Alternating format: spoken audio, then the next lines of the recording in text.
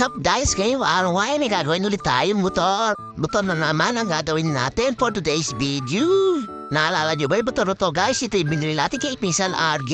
Pero naibenta natin to guys. Di na nga pala sa ito nakabili guys. Kasi pitulo do guys. Di madali ng gamot kaya ooperahan na natin. Haha joke. Bali nagkaroon ng tagasan lang yung makina nga guys. Ang sabi ko naman sa nakabili guys, gano'n na problema yung motor ay dalhin sa atin. Meron naman tayo isang salita guys kaya gagawin na natin. Bali matching na nga natin yung motor guys. At makita na natin kung saan ang oil leak. Ang una ko nga pala ginawa, nagdig muna tayo na lang tapos kinas na yung kabilang sa yung aha. Base nga pala sa nakita ko guys, dito sa inyo to ang tumatagas. Kaya taarasin na natin yan guys. Balak ko nga pala pwede ito ng magneto hit. Tingnan nyo naman guys, mga masama-masa ipapasok yung daliri ko. Nung napasok ko yung daliri ko guys, ipapansin ko ay basang-basa talaga. Oops, alam ko na nasa isip mo, huwag kang ganon. Haha. Yan o guys, ang dami langis. Kaya kaalasin natin yung magneto guys gamit ang puller. Bali ganyan ko lang sa kinalas guys. Ang next ko naman nakakalasin kasi itong starter ride guys. Makikita nyo may kadenang malit na yan. Meron din mga OC yan guys sa papalitan natin. Yan guys yung tinuturo ko. Sinuwesta rin natin yung mga chain guide ng starter.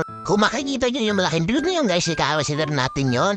Bali may orin yan guys sa likod ng back brake na yan. Pati yung oil sila tinuturo ko, papalitan rin natin yan. Bali kaalasin na natin yung back brake niya guys. Kasi kailangan to niyang kalasin yan guys. Baka mamaya din tumatagas doon sa may bilog na orin sa loob ng back plate. Bali ganun ko lang sa kanilas guys. Ayaw matagal ng tornilyo yung isa kaya ginising ko muna. Natutulog ba yung tornilyo ay hapon na? Ano daw? Bali, ito nga pala sinasabi kong orin guys na papalitan natin. Nakikita nyo guys, napakalipis niyan. Pero malaki posibilidad guys, pag di natin napalitan yan ay kaburo pa rin yung langit. Sapat ba nga yan guys, pinugulasan ko muna. Tapos gagamitan natin ng gas yan guys para malinis. Ito na nga pala nabili kong set na magneto bit. Kung makikita nyo guys, gumamit ako ng plus screw para matagdal yung pinaka-oil seal. Tapos ganyan ko nga lang pala ginabit guys yung bagong o-ring. Siyempre guys, pinakalinis muna natin yan bago natin ikabit. Ginamitan ko na rin ng gas na palinis para kapit na kapit.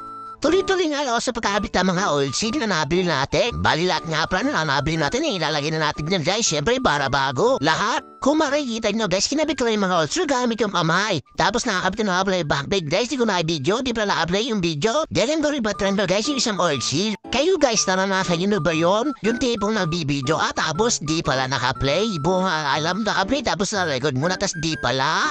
Yari na, wow mali. Buti may isang part lang hindi ko na-record. Hapon na nga pero sinimilaw kong gawin ang motor na ito. Kaya halagba madali na ako dyan para di tayo abutan ng delay. Mahirap kasi maggawa ng madali. Baka mamaya kasi sa sobrang delay meron tayo pesa na di maikabit. Yung tipong pagising mo sa umaga makikita mo yung pesang di mo naikabit tapos ibabaon mo na lang sa lupa.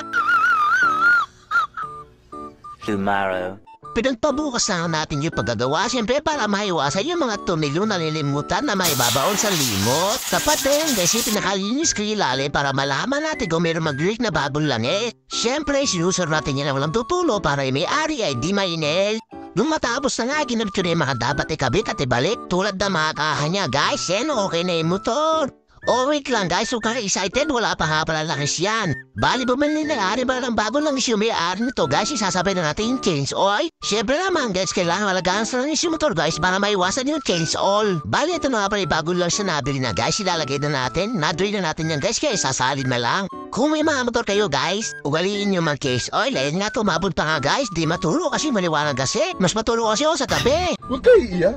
Siyempre di mawala pinaka-favorite kong part guys. Pagkatapos mag-ayos ng motor guys, siyempre roll test na natin yan. Para din mag-init yung engine niya guys para malaman natin kung meron pa rin tutulo. Sa ngayon mo kayo motor guys, wala tumutulo. Bali sa observation guys, mga 1 month bago ulit tumulo. Salamat for today's video. Ingat!